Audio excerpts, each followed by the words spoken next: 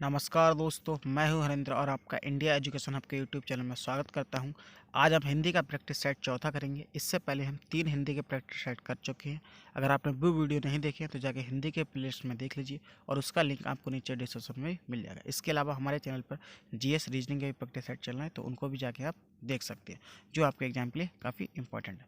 हिंदी के लगभग हम जब 50 से 60 क्वेश्चन कर लेंगे, उसके बाद देखेंगे आप हिंदी के क्वेश्चन रिपीट होने स्टार्ट हो जाएंगे, क्योंकि हिंदी के क्वेश्चन बहुत रिपीट होते हैं और एग्जाम में आपके एग्जाम में भी सेम टू सेम क्वेश्चन मिल सकता है। जो मैं यहाँ करा रहा हूँ ऐसे ही क्वेश्चन आपके एग्जाम में आने की संभावना है।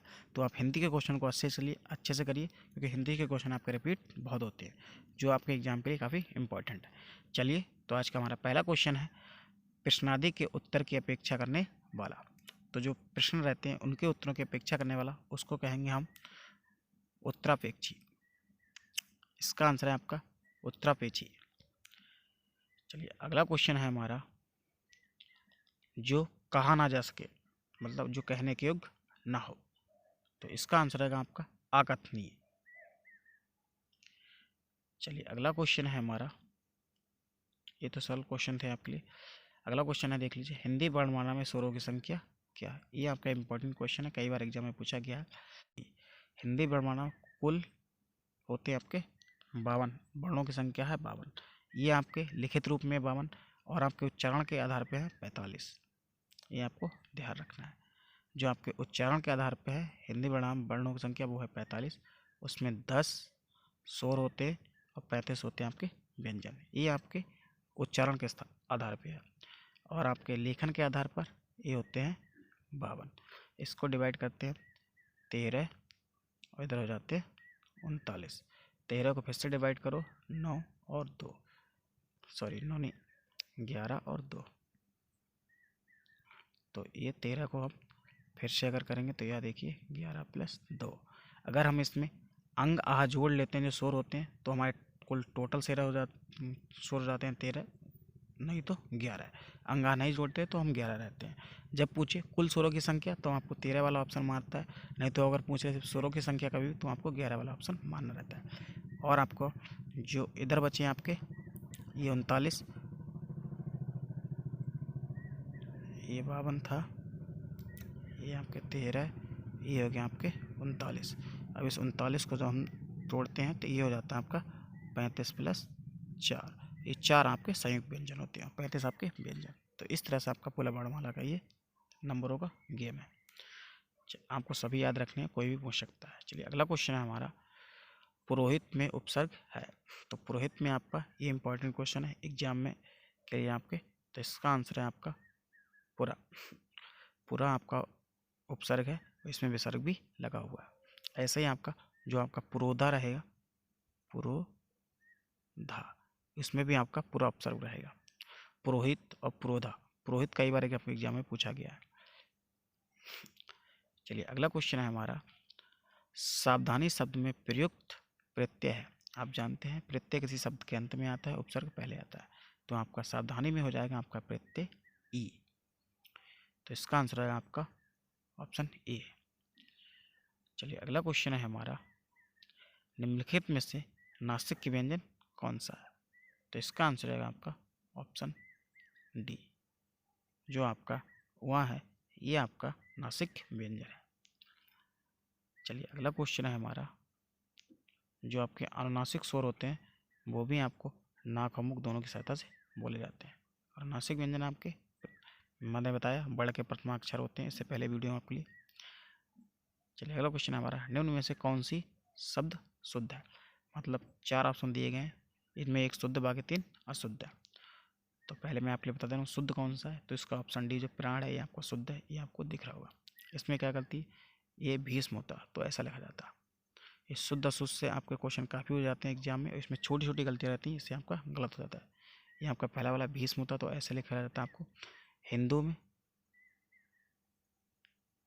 बड़ों की मात्रा लगेगी, यहाँ पे छोटे की जगह बड़ों की मात्रा अगर कर देते तो हिंदू ही सही हो जाता। तो इस तरह से आपका हिंदू लिखा जाएगा। चिन्ह आपका सबसे ज़्यादा लोग गलत लिखते हैं, ये हम लोग हमेशा गलत लिखते हैं। तो आज के बाद आपको चिन्ह गलत नहीं लिखना है, ये देख लीजिए चिन्ह लिखा जाता है ऐसा। ये सबसे ज़्यादा आपका कॉमन मिस्टेक है जो हर व्यक्ति करता है लगभग। चिन्ह चिन्ह का ये शुद्ध रूप है, चिन्ह ऐसा लिखा जाता है। आज के बाद आपको चिन्ह को ऐसे ही लिखना है। और आपको जो कहीं भी किताब उताब में अगर मिलेगा चिन्ह का शुद्ध रूप, तो वो ऐसे लिखा रहेगा, यहाँ पर उनका ना रहेगा ऐसे, तो वो ऐसे लिखते हैं। उसका मतलब यही रहता है कि ये आधा हा पूरा ना, चिन्ह ऐसे लिखा जाता है। आपको आज के बाद चिन्ह नहीं गलत करना है, ये एग्जाम में आपके कई बार पूछा गया है चिन्ह भी। तो ये सब हो गए। आप बताइए, अच्छा सूपनखा कैसे लिखा जाएगा?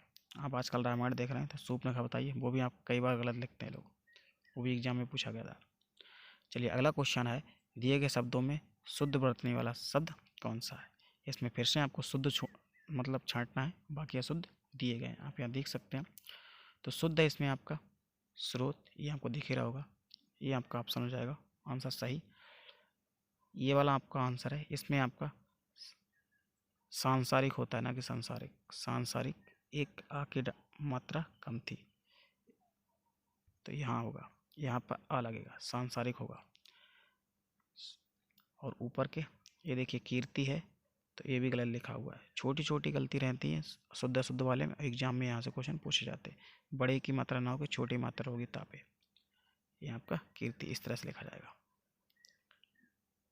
और आपका सर्वोत्तम में ऐसे आधा ता बनेगा, यहाँ पर थोड़ा आधा ता और होता सर्वोत्तम, लिख के बता दे रहा हूँ। चलिए मैं आपको, सर्वोत्तम ये आपका ऐसा, ये देख लीजिए ये ता नहीं था इसमें, ये मिस्टेक था। तो शुद्ध वर्ध वाला आपका जो रहता है, बर्तनी जो अशुद्ध रहती है, उसमें आपका गलती पकड़ना कभी कभी बहुत मुश्किल हो जाता है, इसलिए आपको इसकी प्रैक्टिस ज़्यादा करनी पड़ेगी। हिंदी में क्वेश्चन आप जितने ज़्यादा प्रैक्टिस करेंगे उतना ही आपका इंप्रूव होगा, क्योंकि आप सब कुछ याद नहीं रख सकते आसानी से, तो क्वेश्चन प्रैक्टिस करिए, क्योंकि हिंदी में क्वेश्चन रिपीट बहुत ज़्यादा होते हैं। चलिए अगला क्वेश्चन है, इसलिए मेरी कोशिश रहती है कि आपको ज़्यादा से ज़्यादा क्वेश्चन मैं कराऊँ, इसलिए मैं प्रैक्टिस करा रहा हूँ। अवनी का विलोम शब्द है, तो आप जानते हैं, इसको मैंने पढ़ाया भी है, इससे पहले भी आपको अवनी का अंबर होगा, अवनी का अंबर आप यहाँ देख सकते हैं। अवनी पृथ्वी के लिए कहते हैं, पृथ्वी। चलिए अगला क्वेश्चन है, निम्न में से अल्प प्राण जो वर्ण है, जो अल्प प्राण है वो कौन से हैं, आपको बताने हैं, आप जानते ही हैं। इसका आंसर आएगा आपका का और गा। मैंने बताया जो प्रत्येक वर्ण रहता है उसका पहला, तीसरा और पांचवा ये आपके अल्प प्राण रहते हैं, और दूसरा चौथा महाप्राण रहते हैं। प्रत्येक वर्ण के जो अक्षर रहते हैं वो, तो इस तरह से आपको याद रखना था, तो इसका हो जाएगा आपका ऑप्शन सी। तो ये था आपके हिंदी का प्रैक्टिस सेट चौथा। आपको कैसा लगा वीडियो कमेंट करके बताइए, और आपकी कोई क्वेरी हो या आपका कोई डाउट हो या आपको कुछ पूछना हो तो आप कमेंट कर सकते हैं। अगर आपने चैनल को सब्सक्राइब नहीं किया तो चैनल को सब्सक्राइब कर लें और बेल आइकन प्रेस कर लीजिए। और इस वीडियो को मैं चाहता हूँ आप अपने दोस्तों के साथ में भी शेयर कर दीजिए, जिससे कि उनकी भी तैयारी अच्छी हो जाए और वो भी एक अच्छी यूनिवर्सिटी में पढ़ सकें। चलिए मिलते हैं अगले वीडियो में, तब तक के लिए नमस्कार।